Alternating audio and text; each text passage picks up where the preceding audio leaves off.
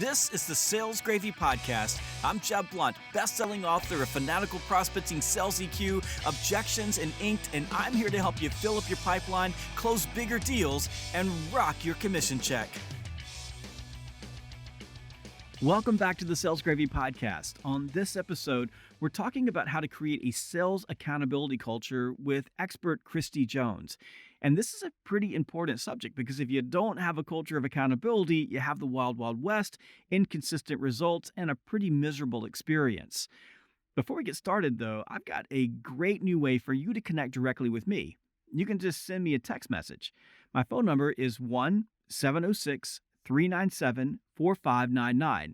That's 1-706-397-4599. You can text me to just say hello, to ask a question, or even to give me ideas for future podcast episodes.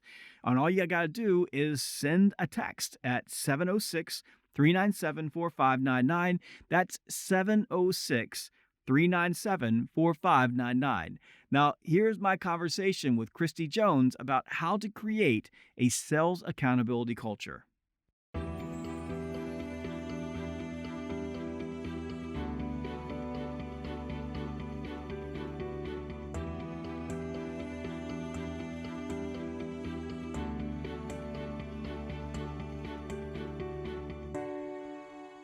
Kristie Jones is a sales trainer, sales expert, and she loves to talk about accountability within your sales culture. Kristie, welcome to the Sales Gravy Podcast.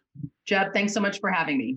So tell us a little bit about you, because I don't know you that well, and a lot of our listeners might not know you that well either. So I'm curious to learn more about you, your practice, what you do, and why you have such a passion for creating an accountability culture. Absolutely. I actually started in SaaS sales leadership back in 2000. And as I progressed through my career, I started to work for some VC-backed companies. And I got the VC-backed startup bug. And so accountability is so critical when you're dealing with people who have given you money, who are expecting a return on the investment. So early stage startups and then fast growing startups are all about sense of urgency and results. And it started to become really clear as I was working as a VP of sales in those environments that we really needed to have a sales accountability culture, and we needed to create one, and then we needed to maintain one. About 2016, I left the W-2 world and started my own sales consultancy. So I stayed in the same swim lane, if you will. So I'm passionate about helping early stage tech startups, normally around the Series A time, build and scale their sales teams, formalize process. But Jeb, I spend a ton of time doing executive coaching, I say sort of on the fly, talking about accountability culture. I'm still walking into company and after company and talking to them about accountability culture after really not seeing it. So everything from not having firm quotas to not dealing with what I call accountability dodgers. Got it. And the fact that you started in 2000 in SaaS leadership, I mean, you think about it, that was like those were the Wild West days of moving software to the cloud. I'm really curious what it was like back then, in the SaaS world compared to today, where you've got division of sales labor and all the data and metrics around it and all these cool tools that you can use. I mean, back then you didn't really have a whole lot of anything. No, in fact, back then we didn't call it SaaS. we called it subscription. We have a subscription model. It was very interesting. The company I was working for back in 2000, I actually ended up spending 10 years at that organization, helping them grow from 1 million to 8, was an e-learning company.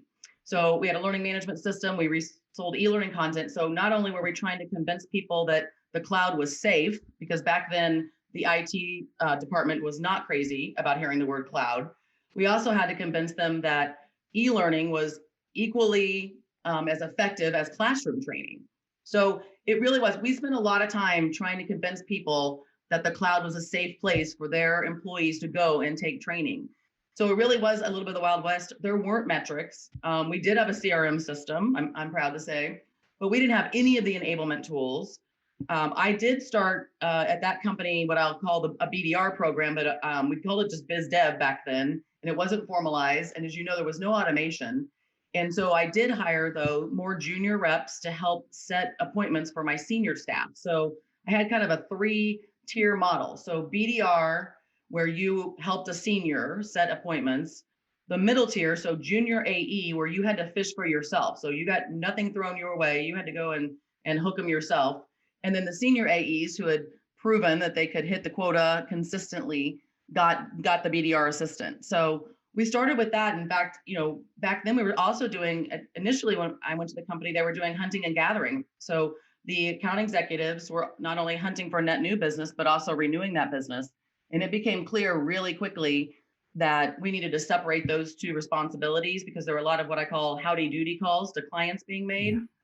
And so I actually, within the first probably 18 months of getting there, divided that team out. And that was, again, as you can imagine, that was a big feat from just a morale standpoint and really trying to figure out who true hunters were. But we were never going to get above the water level, right? So the bucket kept emptying out and staying at the same level because we didn't have anybody dedicated to what we now call getting new logos, right?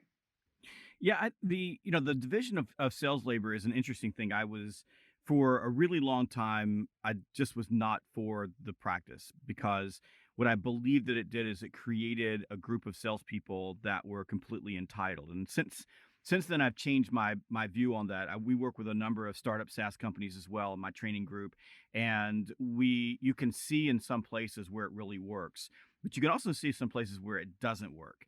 And a great example of that is we were working with a cloud-based company, and they had a division down in Australia that was failing miserably. So I went there, sat down with the team, and it was truly like a Glengarry Glen Ross scene. They had sent me from Boston to go down there and share the bad news that they were all going to lose their jobs if they didn't start like prospecting, building pipe. Mm-hmm. And they sold a pretty complex product into engineering groups. So it wasn't one of these SaaS companies where, it's a $20 a month type deal. It was complex software. And I got down there, sat down with them, and the very first thing that the leader said to me was, "Well, my guys, these are too expensive to have them like doing cold calls and stuff." Mm-hmm. And of course, all the salespeople looked at me and said, "Yeah, we've got an SDR." Well, Yeah. they had one SDR. The SDR was a 23-year-old right out of college kid. Yep. They're selling a complex product. He's calling engineers. Okay, so engineering groups, and they have nothing in the pipe. Like the country is failing. So the country manager is also the sales manager. Country is failing, and I'm just looking at him, and I'm like, "Here's the deal, guys. If you don't prospect, you're going to fail. If you don't go out and find some leads, you're going to fail, and you're all going to lose your jobs. And these are good jobs because you are all making well over six figures in these roles, and they're Right. paying that to you as a salary. So here's the Right. deal: you've got to get over yourself and pick up the phone and call. That SDR over there, that's gravy. If that person produces something for you, that's a great deal. But there is no way that one kid who's 23 years old can feed 10 account managers. No possible way. No way. So it took, I mean, I got their attention, but it was begrudging. But the leader itself, that leader was not creating accountability. And I had to fly from the US to Australia to sit down and tell these people the bad news. Now, I get hired, I'm sure you probably do it a lot. I'm hired a lot to tell sales teams bad news. I'm Yep. hired a lot to be the heavy. I come in and I'm the one that says, look, you got to fix this problem. Or, if we're on a business development floor, usually out in the West Coast, we're dealing with a lot of leaders who are basically just getting like, you sold a lot today, so now you're leading the BDR team, the business development team, and you don't really know what to do. So, and then all the leaders are in meetings all day long. They spend their days going from room to room to room trying to reserve a conference room because they have these Yep. open floors. And and a lot of the accountability work we do is like really going to top the leadership on these companies that, That's right. one company, they got $500 million from VCs, Yep. and their business development floor is like the Lord of the Flies. Yep. And you're like, listen, guys, I mean, you got to be good stewards with the money. And to the leadership group, how can you run a sales team if your sales leaders are sitting in meetings all day long and they think that's their job? So Mm-hmm. I throw all that out to you because, and I want to come back to Lord of the Flies because I've done a couple of big consulting projects with Lord of the Flies teams where we've come in, done a little bit of work, and basically we've had to temporarily take over the sales team Hmm. because it was a disaster, because they had more money than they had brains at some point. So I'm curious about your take on the division of sales labor and how that can be an accelerator. And that's where my belief system is. It can be accelerator, but it can also in some ways just disable. We always talk about enablement, but it disables the sales team because you create this entitlement across the whole organization versus this accountability drive to our job is to get logos, our job is to generate revenue, our job is MRR every single month. That's what we do, and nobody gets to sit that out. So I'm curious what you think about that. Yeah, I think in the SaaS world where I live and breathe, I really do believe in the division of labor. On the flip side of that, ironically enough, my brother is a top salesperson at a staffing company, and he just gets a quota every year, and they don't care how he hits it, right? I mean, he's obviously comped on spread, but it's so fascinating to me that they just give him a number, and I said, and they just don't care if you get that from existing clients or whether you go get new clients, and he says they don't. And it's just so fast. It just like, it kind of just, we've been having this conversation. He's been working for that company for 20 years. So we have this conversation regularly. And we just had it again 2 days ago. As I called him and said, do you have your quota for next year yet? He goes, it's not going to change. And he says, it's the same thing every year because I'm in a certain tier. So, but I do believe, I did divide that team up back in the early 2000s. The last position I had actually was for Gainsight. So you can imagine, I am a customer success advocate and evangelist. So I built Gainsight's first SDR team, like 6 or so years ago, I guess, before I started my own business. So I do believe that, particularly because Jeb, the area that I'm working in, is so new. So some of my clients haven't hit their first million yet. Some of them are at 3 million, but most of them have not even hit their first 10 million. So I do believe that in those early stages, in those type of companies, we have to divide that labor out. It's so critical. I mean, those VCs want their money back and then some. And so, it's so much easier to pick up the phone and call an existing client for your howdy doody check-in, how's it going call, than it is to pick up the phone and call somebody where you have to spell. I remember when we first built the Gainsight SDR team, they had us in this sardine room. I call it the sardine can room. We were all crammed in there because we were moving to a new building, but we hadn't done it yet. And so I'm sitting at the head of the table, so to speak, with at that time, I guess 8 BDRs. And all I heard all day long was Gainsight, Gainsight, Gainsight. And that's hard, right? Like, I mean, we made light of it, but that's what you're doing sometimes when you're cold calling. You're spelling the name of your company. I mean, we were trying to, again, back then, explain what customer success even was. Here we go again, trying to convince people about something they never heard of. So for me, particularly in the world that I live, I think that division of power is critical because we have to get new logos, new customers, and reduce risk. Well, I definitely think that the vision of labor with customer success, we'll call it account management, customer success, customer service, and sales is critical. And I'm a hyper growth company, so we're a company that is hurtling towards $25 million in sales. We're growing at 40% a year. It's almost unnerving sometimes because you wake up and every day is just chaos. I mean, I was at the office last night till 10 o'clock because we're bringing us so much new business that it's hard for us to keep up with it all and continue to deliver a great customer experience.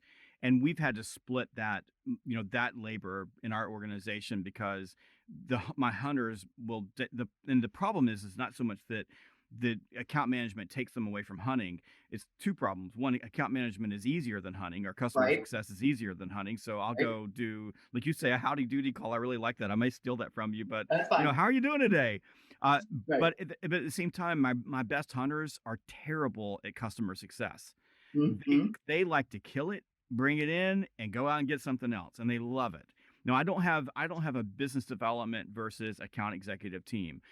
At least in my business and what we do, but we're in e-learning and training and all, and we're all virtual. So, but I found that when I do that, again, my account executives have a tendency to sit back and wait versus creating this perpetual hunger that I got to have something, I got to have something, I got to have something.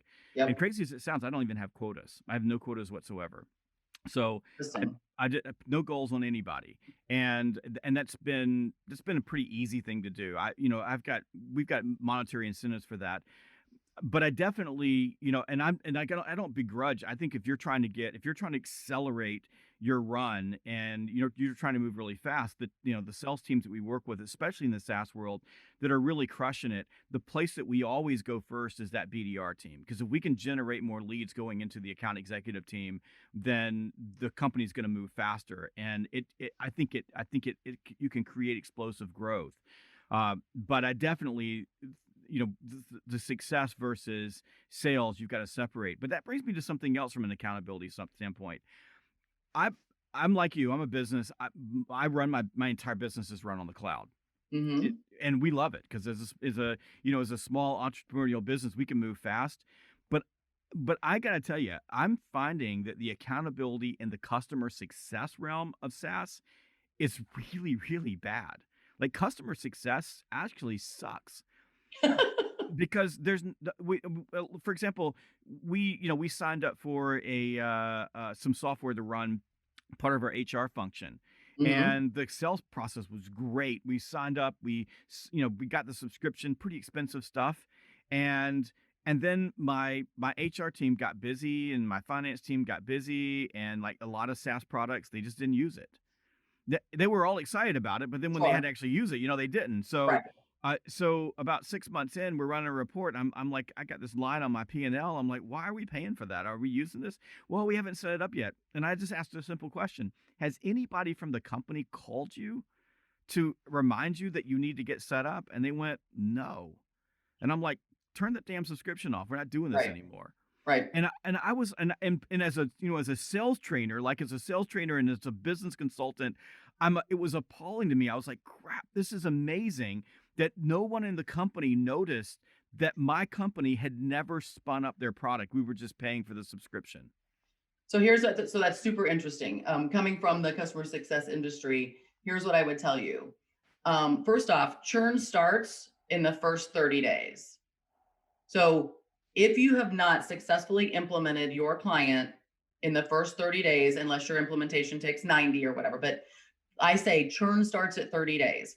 If you've had a bad onboarding implementation experience, you are 60 to 70% more likely to churn out at the end of your contract than ever before. So when we comp CSMs, customer success managers, when we comp them, that is one of the main compensation drivers for them from an accountability standpoint. Not only have they been onboarded, but are they, to your point, actually using it? So part of the customer health score is activity, but more importantly, really is just what you said. Like, we're big on QBRs, right? Quarterly business reviews Mhm. and executive business reviews. But the bottom line is that's just table stakes, just getting people to log in, right? So, but you have to hold people accountable to that.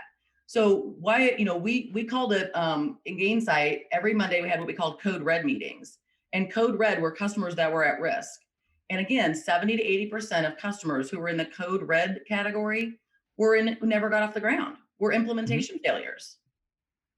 You're exactly right. I used to run an online job board, but it was a subscription-based job board, and it was a big part of Sales Gravy for a long time. And it was exactly the same thing. We used a red, yellow, green uh, tracker, and in the red were all of our brand new customers that either weren't using it, hadn't put a job posting up, whatever. And that was a big part of our world, was getting them to use it. If we could keep them on for 60 days, we'd keep them on for a year. That's right. But it was definitely an issue, and I'm glad to hear you say that, because that is an accountability issue, because there should be somebody who recognizes that. It's a little bit deeper and more complex software, but land, expand, retain, Yep. land, expand, and integrate, right? So you need to get it integrated into their system and integrated into their workflow. So unwinding you is very, very difficult. And if you don't get that integration, that workflow integration, it's going to be hard for you to get the renewals down the road. So I think it's a big deal, and especially you're working with these really early stage startups. This is where Right. for me, and again, I came from a world where we made money, and you come from a world where you get subscribers, so it's a completely different area. So I've Right. always been, if you're not making a profit, you're not a business, and that's just how Right. I feel about things. So I'm when you get big and you can afford, you got enough coming into back, and you can afford to have all this division of labor at the sales level, you probably should. But I wonder, in early stage startups, when you've got just a handful of salespeople, is it better to have that group of salespeople have a full desk like your brother does? So, my job is to go out and find it, and my job is to kill it. I would always split customer success. Never, never, never would I give a hunter, access to keep my customers, because they Right. won't. But I wonder, does it make sense for you to have a full desk where they're doing both prospecting and selling, until you're able to then find the salespeople that really know how to bring deals home, and have those people successful, and then bring in BDRs behind them? Or do you immediately come in and go out and hire a bunch of bodies to be BDRs, hire a bunch of people to be account executives, and just throw money at it until you figure out how it works? Yeah, good question. If they're super early stage, so I mean, I say I say I do zero and I do broken. So if I'm coming into zero, where literally they've just gotten funding and the founder's been playing sales rep, under that circumstance, we normally will hire what I'll call a junior AE who has to hunt for themselves. So there's no BDR or SDR given to them, because just what you said. So founders who are selling their own baby, if you will, are very different than bringing somebody else in who didn't build it, probably wasn't the developer, part of the engineering team, or any of that. So, and a lot of the founders I work with were in that space, right? They never came from a sales or marketing background. They came from, they had a great idea and they had coding experience and a development experience, and they could build it.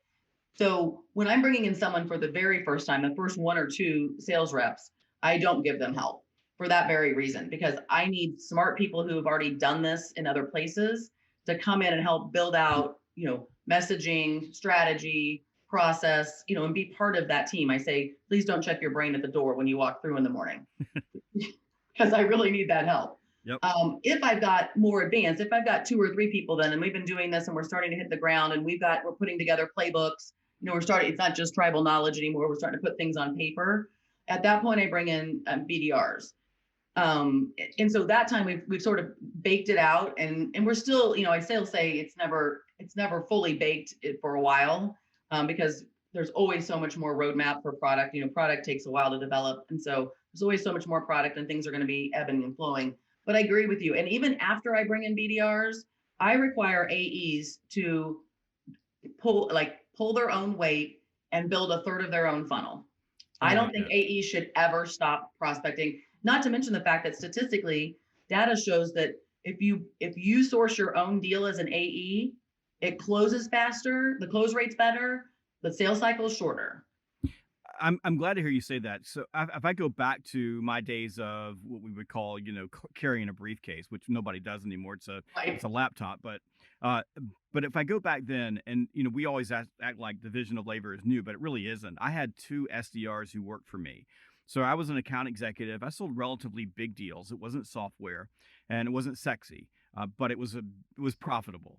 And I had two people to work for me, and their job was in my territory to set appointments for me. And they were out on the West Coast. I was on the East Coast, and they were pretty good, and they could set appointments all day long. And I had a really big territory, so it took about 4 hours to get from one side of my territory to the other. And I was a field sales rep at the time, and I figured out really, really quickly that I didn't want them setting appointments for me, Right. because they got paid to set appointments, Right. and I got paid to close business. So what I began doing, I'm a good prospector. So I enjoy the game of calling people and getting appointments.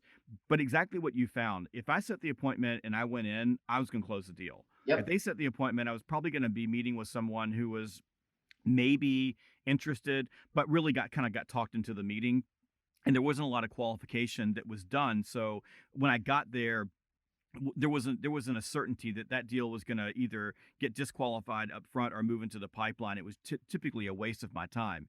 So what I did with them is I got them into my CRM, and I said, here are all the things I need you to qualify. So if you qualify these things for me, I'll call them and set the appointment, and that way I'll put it on my calendar on my terms, and then Mm, I'll give you the appointment. I'll yep. tell your boss you set the appointment. Right. We made that deal, and I hit my numbers.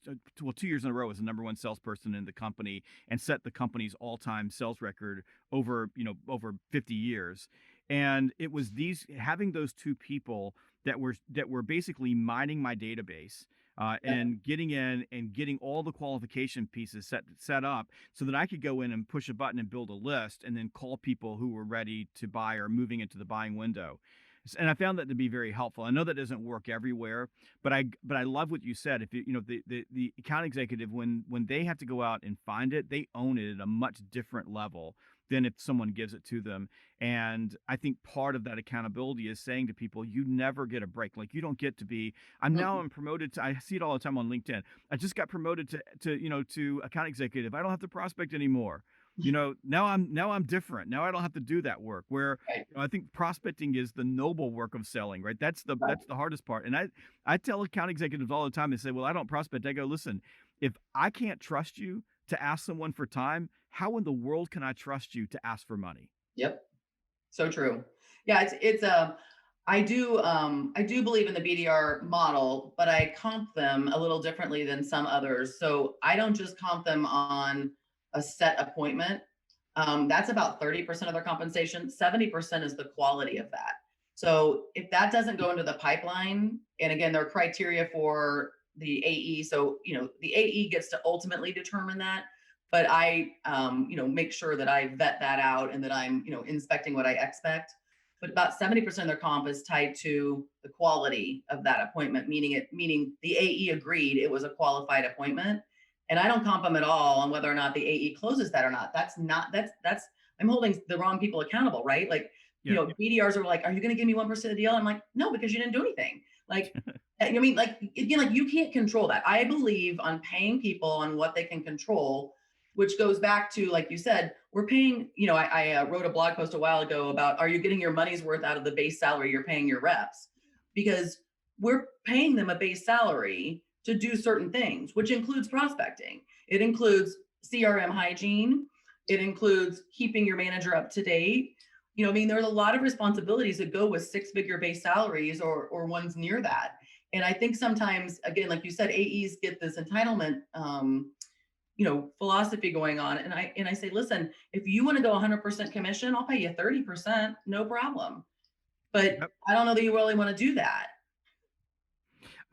What's funny is that I use exactly the same model, and I have people on my team who have opted for 30% on straight, and they And and they I'm fine crush with it. that if they really Yeah, want to do that. they crush it. I mean, they're my Yeah. best people, but most people don't want to do that.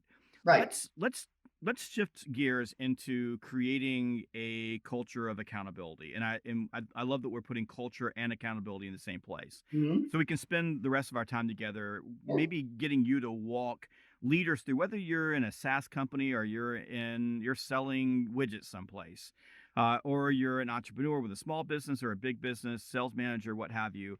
Accountability matters. A quick story, and then I'm going to give you the floor. Okay. A few years ago, I went to do a consulting gig. I was giving a speech up at one of the Ivy League colleges, and I met the senior VP of HR for this company that was funded with millions and millions of dollars. I think that they had gotten maybe $750 million in VC funding, and and he said we need some help. We need some help with training our sales team. So I got there and I got on the very first call, and the current leader of the sales team was sitting in a room and had a group of people that were around him, and this was up in New York City. The salespeople that were there, and there were salespeople in different places in the country, and was giving a meeting. And I just was observing. I was sitting in the corner. What I typically do is I just grab a cup of coffee and a Wall Street Journal, and I just sit around and watch people. And as I was watching the meeting, he's doing the meeting. He's talking into the conference line. The salespeople that are sitting around him are all on their laptops typing away. I don't watching cat videos. Who knows what in the world they were doing? And the people that he was interacting with, he would ask him a question, really wouldn't give him an answer. And as I got into the culture, I remember walking into the CEO's office and saying, and I use these words. I said, "This is Lord of the Flies. It's appalling. Like, I mean, you guys are running some sort of like a drama-filled soap opera, and you want to grow fast, and your investors are expecting you to grow fast. One of those really hot, sectors that they have a tendency to flash up and flash down really quickly." And and I'm sort of an old school sales leader. Like this is, our job is to close business. That's what our job is. This is a survival of the fittest world where you've got to be smart. You've got to go out and kill stuff. And we pay you a lot of money to do that. But we're also professionals. We're dealing with other businesses. So I jumped in the middle of it and turned the place upside down. They basically said, you have carte blanche to fix anything. They have plenty of money, threw it at me. And I ended up having to walk at least half of the sales team out. And I've done that a couple of times. I did that in Wichita, Kansas once. Same thing. It was a inside sales floor, and I'm getting there and I'm watching this place and I'm like, this is a disaster. And I remember the HR people watching me in horror when I got everybody in the room and I fired half the people and said, get out, take your stuff, don't come back. And because there was no accountability, there was no leadership, and the people that had put their money in these companies was expecting more than this, and it was just bad. Like it was bad stuff. And and those are bigger organizations that had a lot of money to build that out. I also know that as an entrepreneur, because I remember when it was just me and my flip flops right on the phone, banging the phone out, calling people to get people to do business with me. I think some of we have some accountability issues as we grow as entrepreneurs and grow as businesses. Even my business now has some of those issues because the way we grew up was bad. In some cases, like the ones I was telling you about, Yep. zero leadership and just too much money and allowing people to run wild. And in other cases, you've just got the founder who is just trying to put everything together. And there's this place where there's this inflection point that if you don't create some accountability, it's a disaster. And I'm curious from your standpoint, your expertise, like how do you like what would be your framework for a business no matter where they fit on that spectrum? Yep. Maybe they're just like you said broken or they're just trying to grow. What's the framework that you advise people like me or sales leaders or executives to put into place to begin to shift into an accountability culture? So, very first and foremost, it starts with setting expectations and putting those in writing. So, and now during the middle of everything that's going on, it's more important than ever. There's more uncertainty than ever before, which means sales reps need accountability more than ever before. They need to truly understand what will cause me to lose my job because everybody's worried about that, right? So they have to understand what the circumstances around that are. So, I say you've got to sit down and honestly, Jeb, I think accountability. So creating accountability culture starts during the interview process, and we can talk about that in a little bit in some of the interview questions that I ask candidates. But during the interview process, I'm already starting to set expectations. Just by the behavioral based interview questions that I'm asking to ensure that people will walk their talk. People will fall on the sword when they need to. But really, like everything from activity, quota, work schedule. So right now, I went back to all of my clients and former clients and wrote up a little how-to menu during COVID and said, you have to create accountability around the work schedule because the work schedule is not 8 to 5 anymore. The work schedule is however they can do it. But you need to, as the leader, you have to understand what you can expect from them from even a work schedule standpoint. I think the other thing that people sometimes forget is expectations are a two-way street. So I, as the leader, just can't sit down with you and say, here are my expectations and let's negotiate, the what and put those in writing. I also need to say, and by the way, here's what you can expect from me. I always ask questions. This is a question I ask new reps all the time. When I sit down and do this expectations meeting, at the very end, after I've said what they can expect from me, and they said what I can expect from them, I say, "What do you want me to do if you don't hold up your end of the bargain?" That's good. So I basically let them set their own consequences, if you will, right? Mhm. And so why would I wait until it's gone south on me to then go back to fix it in a way that may not work for the rep? And you hear everything from I need a gentle reminder to I need you to take me out to lunch. Clearly something's going on and I need some one-on-one attention. I mean, I hear a lot of different things to that question, but I write that down on the document too. And so it's so much easier for me to go to a rep who's not, holding up their end of the bargain or doing, walking their talk and say, "Hey, listen, we had this conversation and this is what we discussed and this is what we agreed to. And this is what you told me you wanted me to do if you were holding yourself accountable." And I think we're at that place. So So now I'd like to have that conversation. How hard are those conversations? And by the way, getting everything down on paper for early stage founders. Um, it really isn't that hard. I mean, Really? it really isn't. Well, I want that conversation to happen a couple of different ways. So I want that conversation to happen in the first 1 or 2 weeks of onboarding. And so I actually went, I spend a lot of time helping my founders onboard new reps, and I build that in. So I build an hour by hour, day by day formal onboarding plan for the first 2 weeks for my founders.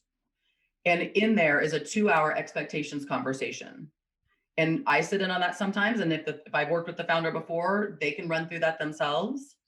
But I want them to understand not only expectations, but communication. How does the employee want to be communicated with? Again, we're dealing with a lot of, Gen Y, Gen Z, right? So they're like, Slack is great. And they're not offended by Slack, but having conversations over Slack. And I always say to people, I say, listen, when my doors open, and you're welcome to come in. But I run a very tight schedule. I mean, like you, I'm working multiple, and I'm a solopreneur, right? So I'm working 3 to 5 clients at any given time. I have color code my calendar, but when I'm in a fractional client situation, I really am available. But I say to them, if it's a 911, you better text me. If it's not, you can email me. If you need an answer in 24 hours, you email me. If this is a 911, you better text me. But those are expectation conversations too that people just don't think about. And then really what needs to happen is I say quarterly expectation meetings, right? Because in my world, the business is shifting so quickly. You can't just set expectations in week 2 and expect them to not change by month 9. So we need to sit down quarterly as a team. What are the expectations of the team as well as individual expectations? And here's what I say to people. I'm going to make your life so much easier. If I'm not playing sales leader, which I do from time to time, but let's say the founder's playing sales leader, I'm going to say to them, this is going to make your life so much easier. We're going to put all this in writing. We're going to have these conversations up front so that you don't have to have a very awkward conversation in the middle of a crisis. That makes sense. I like that. I like that. I think that the expectation meeting that matters. And if you look back on because I'm an entrepreneur, so I just look back on in the early stages of our company, the biggest mistakes that we made was we didn't have those conversations. So Right. when there was a crisis or when things went wrong, it was pretty easy for the employee to look at me and go, "Well, you didn't tell me what to do." And there is a truth in the fact that if people think they're doing the right thing, That's why right. would it ever occur to them to do anything else? Yeah, and you got to go in with that attitude, right? Like I'm kind of spiritual in nature in that way. I assume everyone is doing the best they can, but sometimes the best they can is only because I failed them as the leader. Smart. So, so accountability, like I said, I'm really executive coaching, right? I am teaching them how to do this because, because that, again, my clients cannot afford to make hiring mistakes. They can't afford to to let people go because they didn't know they were supposed to sit down and have these conversations. And now things have gotten so left of center that there's no coming back to center. I'll tell you, I became passionate about accountability culture, and I have a story similar to yours, except I was on the inside instead of the outside looking in. But I woke up one day and the owner and I were having our one-on-one meeting, and we had let some of the inmates run the asylum, and it had gotten really bad. And they were producing so much that we felt like we were being held hostage. Hmm. And God bless this owner who was not VC backed and was bootstrapping, but he said, like, well, let's go home and sleep on it. And we did. And we came back the next day and he said, I don't think we have any choice but to terminate the 3 of the 7. And I was horrified. I mean, I couldn't even imagine. And he worked me through it that day, and we didn't sleep that night. And then we came back the next day and I terminated my top 3 sales reps all before 9:30. And I'll be honest, looking back on it now, Jeb, I'm grateful that he didn't fire me and keep them, because this was my problem. Yep. And I let the fact that I needed to hit a bonus and I had to hit my quota as the sales leader, I let that get in the way of keeping control of the team. And so I swore from that day forward, I would never let that happen again. But I think that's a, I don't, again, I don't know this to be true. You work with more startups than I do, but I think that's common in small businesses. That you have producers or rainmakers that, and I like the way that you said this because we say this all the time, that hold you hostage. Yep. And in my company, I've been, I at least have the feeling that I've been held hostage several times along the way where I've got, somebody producing. I know that they're failing me. And in fact, I have one of my wife and I were talking about that. My wife's our CFO, and one of our greatest regrets is we had a top producer who completely disrespected us one day. And everything inside of me, like I grew up in the Fortune 500 world. So I grew up, a VP of sales with 1,000 people on my sales team. Yeah. The moment that you did that would have been the security guard would have come and got you at your Right. desk and walked you out the door. But Right. as a small business, I'm like, I'm the founder, and we're trying to grow, and we want to move fast. And, this is, 6 years ago. And I'm looking at, I'm working 24 hours a day. I still do today. And I'm Right. thinking, if I lose this person, I'm going to be working even more. And we want to do this. And I was bargaining with myself That's right. for all of the reasons that you said. I mean, even but as an entrepreneur, I'm bargaining myself that I'll just let this pass. And it ended up being the greatest mistake that I've made in our business completely, to allow that person to continue on, multiple years. And I learned from it. I learned not to do that again. Now when my spidey sense goes off and I Yeah. know from like you said something, you talked about spirituality, but when my moral compass says this is wrong, then I don't bargain with myself anymore. I call it and cut it, because what I learned over time was, it, I never had this problem in big companies, but I learned over time in a small company that all things will pass. That's right. It'll fix it. It doesn't feel like it in the moment that you can fix yourself, because you're just so overwhelmed with Yes. everything else that you have to do. And I imagine in your case, like you said, you've got some founders that are pretty good at coding, and now they're running a business. They don't Right. really even understand sales. So you've got people that can in some ways know them, because it's something that they don't get. But I meet companies all the time, and by the way, this is the crazy thing. It's so much easier for me as a consultant to walk in and Yep. point that out to the founder than it is for me to see it on, in my own Yeah. business. Sometimes it's really hard to go, golly, why are you letting that person do this to you? And and I think part of a business growing has been, for us as a company, has been, we need to de-risk that any one person can hold us hostage, including, by the way, me. And Right. a great deal of work on our business as from a strategy and accountability standpoint is getting the business set on solid ground, so that if I'm not here for any reason, the business is sustainable and it keeps going, because I'm, as the key person in the organization and the face of the business. Like, you lose me, you got a problem, and I shouldn't be able to hold the business hostage either. It should Right. be able to live and breathe without any single human being. I mean, this is what I call addition by subtraction.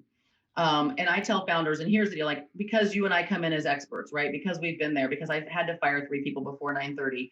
There isn't anything that I see that I haven't already done or seen. So, they have to trust that. I say to them, I promise I can find you someone better. Like, I promise you that they're out there. And I do a lot of hiring help for my clients because they've never hired sales reps before. So I call it project managing the hiring process, but I do a lot of that. I mean, I had a client recently who, and again, I think one of the harder things, Jeb, for people who are the hiring manager, whether that be the founder or whether that be HR, whether that be the VP of sales, you might have mishired, right? And I think owning, again, that's accountability on yourself, right? That's falling on the sword. That's falling fast on the sword and saying, hey, listen, I made a bad hire, and so I've got to fix my own problem here. And again, it's not the employee's fault, right? Bad hires are definitely, I always take full responsibility for bad hires because I should know better. But I don't, I no longer, like you. It's very clear when I come in from the outside. I no longer fall, I'm not falling in love with people. I don't have a personal relationship with people. I wasn't there through the past baggage. So I have a very, third party, clear glasses view of things. But we had a mishire that happened, and I had consulted with the founder and said, this person is not qualified for this job. You're going to set them up to fail, and it's never going to be their fault. And I knew it wouldn't. And now 7 months later, after 2 of the 4 sales reps quit, now we've got ourselves a problem. And now we have to make a decision that we should have made, if we were disciplined during the hiring process, we would have made then. But the other thing that people don't realize is that whole like the morale problem that it causes. And again, when a rep walks into my office, and this happens, okay, this has happened occasionally over 20 years, I terminate a rep for accountability issues or non-performance or whatever it would be. And another rep walks in my office and closes the door and says, we weren't sure how long it was going to take you. It's embarrassing. Wow. It's embarrassing when the entire team, and again, we're the man, like I always say, the managers always are the last to know, right? Because we're not living amongst the gossip and we're not going out for beer afterwards with the employees. But I've had that happen to me 2 or 3 times over 20 years. And it is embarrassing and humiliating that your team was waiting patiently for you to get rid of the bad apple so that we could change the culture and the environment on the sales floor. I think that though is one of the keys to creating a sales accountability culture is that you've got to recognize that the very best of the best salespeople, they are pulled backwards and held down by people who aren't accountable. And they are lifted up when they're surrounded by people who are accountable to the mission, accountable to the Yep. numbers, and accountable to integrity as well. So having in a work environment where it's safe to operate. And like I'm not talking about like I'm not talking about having a work environment that's kumbaya, because I think sales in and of itself has got to be a competitive environment where Correct. everybody is working to get to the top of the leaderboard. Yep. But it's not one where there's backbiting and people doing deals behind your back. And I've had that happen in my own business where I've had, and people didn't tell me. So if I found out later on, but, I've had a sales rep who was making side deals with other people, you know, Mhm. and, for help on a deal or a lead or what have you. And it pulls the entire organization down. Even if that person, by the way, is your top salesperson, it That's pulls right. everybody down around them. So I think that's just a key part of building that accountability. But I also think from a leadership standpoint, you said something important, and I want to go back to this because one of my early leaders and mentors, Mary Gardner, who in my early 20s taught me how to be a sales leader. One of the things that she said to me that's always stuck, she said, if you have to fire somebody, the first thing you do is go into the restroom and look in the mirror, and you look yourself in the eye and you say, this is my fault. Yep. It is my fault that I have to fire this person. I own this. I'm accountable for this. Then you go fire them. And, it sounds kind of weird on the outside, but it was a really important lesson because it made you as a leader, you know, be introspective and look at what did I do to create this. And I'll have leaders even say to me, well, I didn't hire that person. And I go, well, that's not, you don't get You to don't get a have pass that for as that. an You don't get a pass for right. that. That doesn't matter. You're firing this person and it's your fault. It's your fault because you couldn't coach them. It's your fault because you couldn't make them better, but it's usually your fault because you hired them in the first place. And you did it too quick. You didn't ask the right questions. It was that. And I think that as leaders, if we begin with that level of accountability, we're accountable to ourselves, then it's easier for us to, with integrity and with the moral high ground, to then lead from that place where we're saying this is a place where we're all going to be accountable for the things that we've promised the organization. 100%. Yeah. When I get some spare time, I'm gonna write a book, and I'm gonna call it hashtag own your own shit. I like that. I like that. Well, that's very good. Very good. Well, it is about ownership. It's absolutely that's the key. If everybody owns it, we're good. And we're having a pretty heated conversation in our company right now. We had one yesterday. I had a really bad day yesterday. My stomach hurt when I finally got home at 10:30 around around ownership and caring. And one of my top people got mad at me yesterday because I said you just didn't care. And it was an issue that impacted one of our customers, and the customer would have never known if my rep had taken 5 seconds and just gone in and looked at the dashboard prior to the customer looking at the dashboard, Mm, but they left it to chance. Yep. And the they were basically, got into an argument with me, and like, how dare you tell me that I don't care? I care, I care, I care, I care, I care. And I said, that's not what I'm talking about. You did not care whether this customer had a great experience or a bad experience. You may have said that you cared, but you didn't actually do it. Because your actions didn't reflect that. Exactly. And Right. And all that's what you people had. understand. Like, if you say you care, then this is this walk your talk thing. I get so irritated because I'm like, I have another friend that calls it their audio and video matching. And I'm like, your audio sounds awesome. Your video ain't on. Yep, that's exactly. Loved. Golly, Christy, I got Jeff, I got Kristie as I'm just gonna email you a whole list. that's fantastic. I love that. But you're exactly right. But then as we move through the organization, as this conversations, and this is going to light you up. I said, and I looked at you last night, and I said, you're going to go check this. And you said yes. And I said, repeat Mhm. after me, just to make sure we're on the same page. What exactly are you going to do? I'm going to go in, I'm going to quality check it before we send it to the customer. And I said, well, you didn't do that. And he goes, I made a mistake. No, I said, you made a choice. A mistake is Right. if you That's if right. you if you mess something up and you didn't mean to mess it up, but you made a choice Right. to go backward on your commitment. Right. And And that's an integrity issue. That's hashtag own your own shit. yes, that's Like, be exactly right. honest about the fact that you made it. Yeah, that's right. And I've got a 21-year-old and I have been teaching him since he was old enough to understand. I say, every decision you make has a consequence. Be careful. That's exactly right. So I could talk to you forever. This has been really good. Awesome. And I think that if you're a sales leader and you've been listening to this, it's we've been kind of all over the place, but there are a lot of lessons in here, especially for sales leaders, on how you create accountability. But essentially, it begins with you as the leader, making sure that you understand what accountability means. And I'll leave you with one thing, Christy, because I want to get one more little gem out of you. But I was working with this leader who wasn't doing very well, and it's a client that I've had for a long, long time. And the director said, "Can you spend some time with this leader and help them?" So I'm having a conversation with him, and he's talking me all over the place. And like you said, the audio and the video weren't matching for me.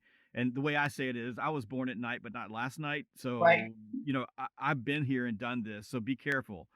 So I finally I stopped and said, "Where's your ranking report?" And he goes, "What do you mean ranking report?" I said, "Where's your ranking report? Like, how do I know what salespeople are on top?" And he said, "Well, I don't like to put that up because I don't want to make people feel bad." So this is a 27-year-old leader a couple of years ago. Mhm. So, kind of high millennial. Right. And I'm like, "What do you mean you don't make you feel?" He said, "Well, I don't want people in the bottom to feel like, they're getting left out." I said, "Well, this is interesting because your team is failing and you're failing and you're in pretty big trouble, but we can fix this." I said, "Can you get me a ranking report?" And he goes, "Yeah." I said, "Well, do it and print it out." So he does, and I said, "What I want you to do is print it out, rank it out, and I want you to just put a green highlighter on the top 3 people on your team.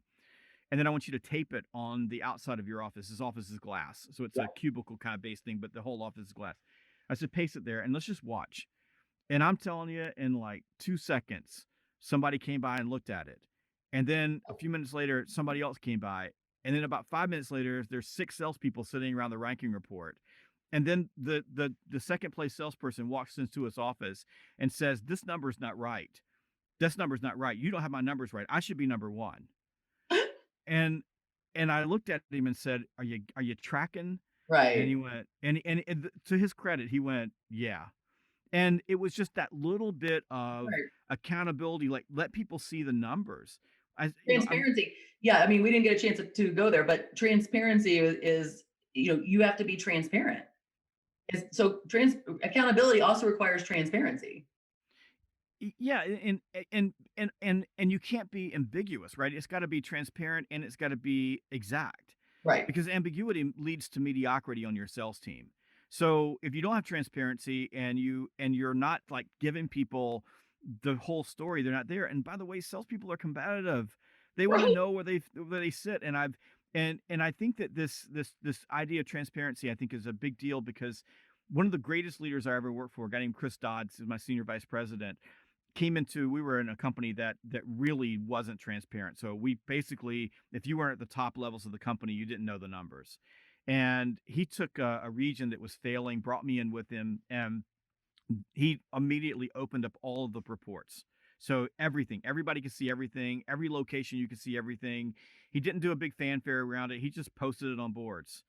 And suddenly the entire culture changed. Like Mm. all of a sudden, everybody started getting focused on the numbers. Everybody understood where we were. He would bring people into conference calls from the janitor all the way to the top, Wow. and just created this entire space where everybody knew where we stood all the time. And it wasn't like all of the information was held with one group of people. And we did the same thing in our company. We have a company scorecard that goes out every single month to every employee in our company, everybody. And it's scary to do that because there's some Right. numbers in there like, well, should we be sharing these numbers? But It it's is really what it helped is. because here it is. This is where we are. So you know whether we made money, didn't make money. You know what we got. You know what's in. All the even receivables. Everything is there. So I think that like you said, the accountability comes from transparency. It comes from being clear about what you expect, Mhm. and it's the cultural thing happens over time. It's not something that like you don't like you said the video and the audio like you can't go we have an accountability culture and have one. It doesn't work that way. Right. No, it doesn't work that way.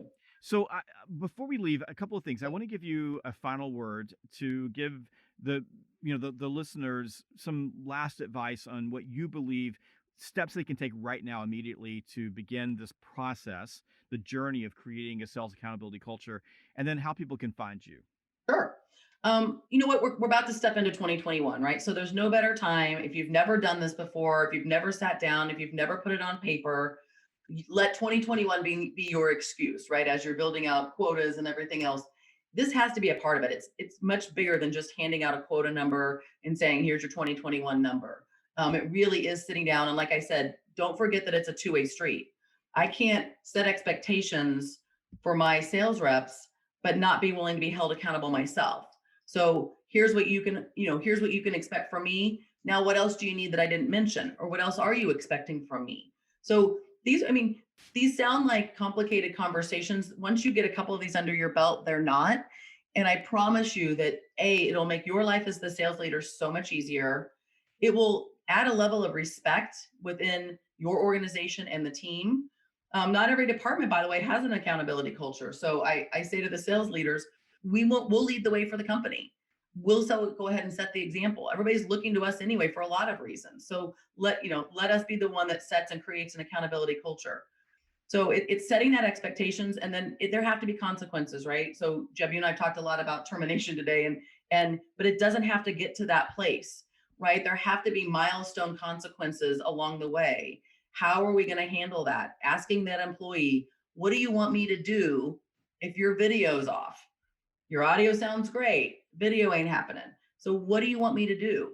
Let them set their own consequences. You have to negotiate that and agree to that, but those things are all doable. And then I'm gonna tell you in a minute how you can find me, but I'm gonna give your listeners some accountability behavioral based interview questions. So yes, you inherit teams all the time. Jeb, you and I've walked in. How many teams have we walked into that we did not build from scratch? The only time I've ever done this in my entire life was the opportunity that Gainsight gave me to build the very first SDR team they ever had. Oh, I owned every one of those reps from day one, but that is not the normal situation. But as the new leader who comes into an existing team, you have to sit down within the first 2 weeks of you starting, you have to sit down and have those expectation conversations. You have to start all over again, no matter whether the last leader did it or not. This is now your team and it needs to be run by you, and they need to understand what they can expect from you. So Jeb, your listeners can find me. I'm on LinkedIn. So Kristie, Kristie Jones. My company is Sales Acceleration Group. So salesaccelerationgroup.com/sales gravy. I'm going to put a PowerPoint up there on the how-to, a step-by-step how-to on creating an accountability sales culture, as well as some interview questions that I think will be helpful for them. Accountability is a competency and it needs to be treated as such, and you need to interview for it. Awesome. Thank you so much for doing that for our listeners. Really appreciate it. It's been fun spending time with you, Christy. And give us that URL one more time so people can go get the resource. Sure.